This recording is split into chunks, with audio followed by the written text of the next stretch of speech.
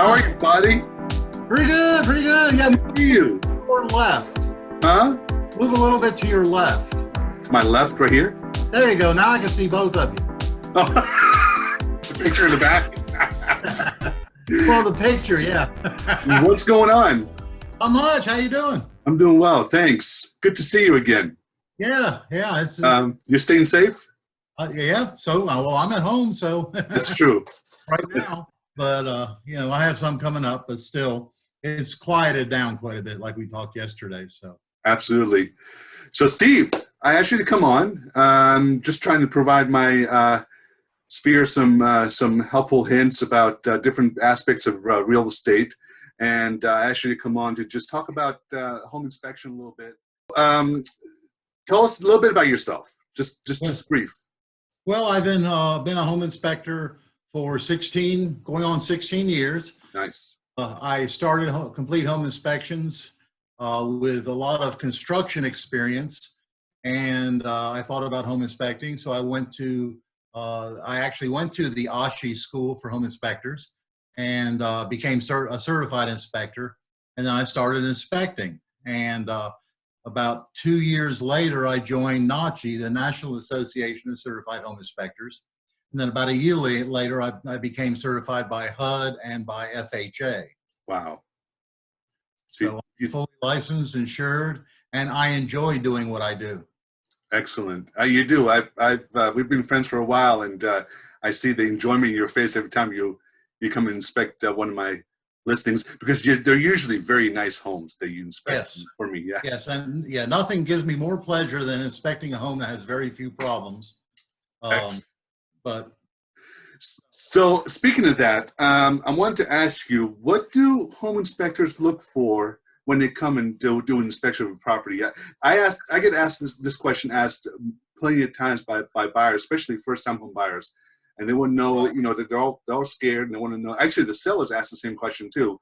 What do home inspectors look for when they come and look at a house? Well, I think it's very important, first of all, to understand what a home inspection is. By industry standards, a home inspection is a visual, non-invasive inspection of a home or property. The inspector is basically looking for what is considered material defects. And material defects are defined by the real estate industry as well as the home inspection industry. And a material defect is defined as a specific issue with a system or component of a residential property that may have significant adverse impact on the value of the property, or that poses an unreasonable risk to people.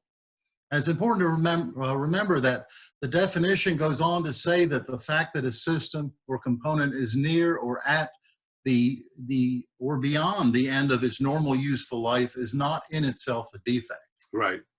So, a lot of inspectors their methods are a little different. Like, all I can tell you is what I've seen, but what I do. And I inspect all aspects of the home. I generally, if I can, rain permitting, start outside. I do a full inspection of the outside, the exterior, the trim, the roof system, all porches, decks, foundation, grade. I work my way into the home. I inspect or test all appliances. I do a full inspection of the electrical, the heating and air system, the plumbing system, the foundation, the structure, working my way into the attic, inspect the insulation, the structure of the attic, and the roof system from within. And I use a digital camera during all my inspections. I take a lot of pictures of the home, but what the client will end up with is a report, and reports, depending upon the size of the home and the defects I find, anywhere from 45 to 65 pages long, but all the pictures are included. And my reports have a summary page where at the beginning of the report, it lists what I find and what I recommend. And that's what I like about your reports, is that they're comprehensive, but also you have that concise summary page that goes over, the most important stuff to look for, the not so important but advisable stuff to look for, and then the rest of it, which gives the buyer a quick look at, oh my gosh, are there things I'm supposed to be worried about, or everything's pretty cool. Exactly. Exactly. And you also provide, another thing I like about using you is you provide a very quick turn time, which is very nice. Same day Yeah. reports. So my next question was that, and this is a question I often get asked by buyers, is what should I be asking a home inspector when I'm going there to meet with them? You mean when they're calling to schedule an inspection? No, when they're there with you. Oh, when they're with me. At the house, yeah. Well, it's a lot of it depends on what their own expertise is, how much about homes and components they know. Do they understand ground faults, GFCIs, what they are, and all of that. I look at a home inspection, especially for first-time home buyers, as a teaching opportunity to help me get them to where they understand the home and how to take care of it. Um, So I think they need to feel comfortable and at ease with the home inspector. They need to feel like they can ask him any question and that there are no dumb questions. Right. And that's what I enjoy about the inspection process. Having the client right, there or at least close to where when I find something, I can show them the problem. They can see it. I can tell them and explain if it's a problem, because I like to point out everything. I mean, if a door doesn't line up properly, that's not considered a material defect, but it's something that the client will want to know. So I try to explain all of that and then give them some tips on maybe even how to repair it. One thing I got to say about you is that from my experience with working with you, you do tell them about everything that any issues or non-issues the house has, but you also have the ability of not scaring the buyer.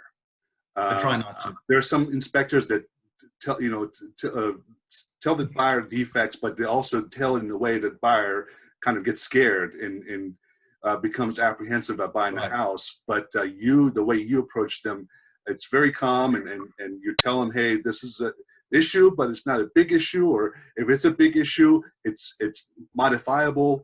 Things like that, so the buyer still feels comfortable about pursuing the transaction and not getting scared. Now, obviously, when there are times that the issue is a major health hazard or major safety issue, obviously you bring that about too. Well, and that's what's important about explaining possible repairs. Right. If you have a furnace that's 27 years old and it's operating and all of that. It's not a problem yet, but they need to understand what they're walking into. Absolutely. And are you? I forget. Are you a mold inspector too, or do you? Am I a what? A mold inspector? Do you also inspect mold? I look for basically everything that should be on a house, and I definitely check out things that should not be on a house, and mold is one of them. I look for mold, termite damage, termites, wood-destroying insects. On all of my inspections. If I find anything that I suspect that is mold, and that's another advantage for the client being there. They can see it, but then we can talk about it, and I can actually take a sample right then and send it to a test lab for analysis. Excellent. And speaking of clients being there, do you recommend the buyers to be there with you at the time of inspection? I always recommend that the buyer be there, if not for the entire inspection, at least for some of it. Some of my buyers come towards the end. It gives us a chance to walk through the home. I can show them what I found, explain why it's a problem, if it's a problem, and also gives them an opportunity to ask me questions. Many times we'll be walking around the outside of a house and they'll see a PVC pipe sticking out of the sides of the house, and they ask, what is that? And it gives me an opportunity to explain that. Excellent. Last question. I know I did give you a fair warning about this one, but can you briefly touch up on polybutylene piping? Polybutylene piping, Sure. piping. I showed a house the other day and had a PV piping, and of course, people hear different things about it. There's such a stigma about PV piping, Sure. Hold on one second. Okay. Scared me, I would have been ready. Okay. Oh, there you go. Look at that. That's polybutylene. Yes. And this is a piece that I had picked up in the crawl space of a house when they had the polybutylene removed. And you can see the fittings, and they're They're crimped on things right here. They crimp them on with a tool. And the problem with polybutylene is the plastic itself was cracking, causing leaks. In addition, the fittings around here would loosen up and that would cause leaks. And polybutylene was used in homes in the mid 80s, early 80s to the mid 90s. I've seen it in homes as late as 1995. And about 92, 91, they started having leakage problems, and they actually ended up going to court, a class action lawsuit, and the manufacturing companies lost the lawsuit, and there was a multi-million-dollar class action settlement suit that awarded people that had the plumbing lines a method of repair or replacement. That money's all gone, so basically everybody is on their own. Polybutylene is still in thousands of homes across the country. Some people have had great luck, no leakage whatsoever. It just depends. Replacing it for a home, typical 3-bedroom, is about anywhere from $8,000 to $10,000. Oh my goodness. Okay. Now, do you recommend people to replace them if you go inspect a home and you see? No, I don't, because unless there's leakage. If there's any signs of leakage or past replacement, sometimes I'll go into a home and I'll see a particular line that has been replaced with something. That tells me there might have been a leak there at one time. I don't, and by industry standards, if it's operating and working, I can't recommend replacing. Mm-hmm. Definitely recommend them going on, understanding what its possibilities are, replacement. So that way they know, fully know and understand about how it will affect them or can affect them and their home. Excellent. Can I see that pipe again? Sure. Okay. So they're not. Are they blue? Are they usually blue? It's a gray plastic. Gray plastic. It's a gray plastic. Sometimes they will have writing on them, and other times they won't. And that's one thing I recommend. I have a lot of clients who call me wanting information about an inspection, and they're in the process of looking for homes. And I tell them a couple of things to be, when they're going into homes, to look for. And I tell them, if the home is built in the mid 80s to the mid 90s, go around the water heater, any place that you see plumbing lines, underneath the kitchen sink, and look for gray plastic plumbing lines. If you see that, that's what that might be. Excellent. Thank you so much for that lesson. Hey, listen, thank you so much for coming on. If people want to use you or find you, how can they get in touch with you? Well, they can call me direct. My cell phone is 770-598-8639. My name's Steve Clarkson. You can Google me, Complete Home Inspections. I'm out of Cherokee County, but I go all over. I've done thousands of homes in North Georgia. And like I said, I enjoy doing it. And I enjoy talking to people. If a client wants to call just to talk about a home and not to schedule an inspection, that's fine. I'll give them all the information I possibly can. Excellent. Steve, thank you so much. I appreciate you. I appreciate your time. We've been friends for a while, and I appreciate you every time being there to inspect my properties.